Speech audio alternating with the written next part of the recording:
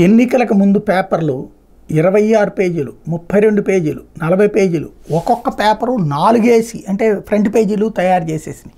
ఈనాడు, ఆంధ్రజ్యోతి, సాక్షి. బాగా సంపాదన తప్పదు. ఎలక్షన్స్ అప్పుడు చక్కగా ఈ టైంలో కాకపోతే వాళ్ళు మాత్రం ఎప్పుడు సంపాదించుకుంటారు.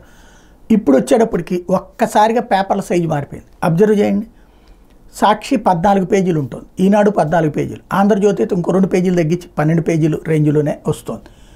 అంటే వార్తల కోసం పత్రికలు ఉంటాయి, కానీ ఇప్పుడు ప్రకటనల కోసం మాత్రమే పేజీలు నింపుతున్నారు.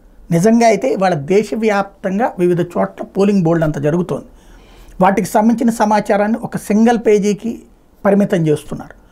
అలాగే రాష్ట్రంలో ఇదివరకైతే సిటీ ఎడిషన్స్ ఉండే, జిల్లా ఎడిషన్స్ ఉండే, వాటిట్లో ప్రాంతానికి సంబంధించిన ఆ ఏరియాకి సంబంధించిన సమస్యలు హైలైట్ చేయడానికి, తద్వారా ప్రభుత్వాల యొక్క స్పందనని అంటే ప్రభుత్వాల నోటీస్కి వెళ్ళడానికి అవకాశం ఉండేది. ఇప్పుడు అదేమీ లేదు. పత్రికలకు సంబంధించి ఒక మంచి ఫార్ములాని మొదట ఈనాడు స్టార్ట్ చేసింది, సిటీ ఎడిషన్. దాన్ని అంటే అదివరకు ఆంధ్రప్రభ, ఆంధ్రభూమి పెట్టే మెయిన్ ఎడిషన్లో ఒక పేజీ దానికి కేటాయించి ఈనాడు దాన్ని సిటీ ఎడిషన్ కిందకి మార్చింది. ఆ తర్వాత ఇప్పుడు సిటీ ఎడిషన్స్ పోయినాయి, మెయిన్ పేపర్లు కూడా క్రమంగా తగ్గిపోయినాయి.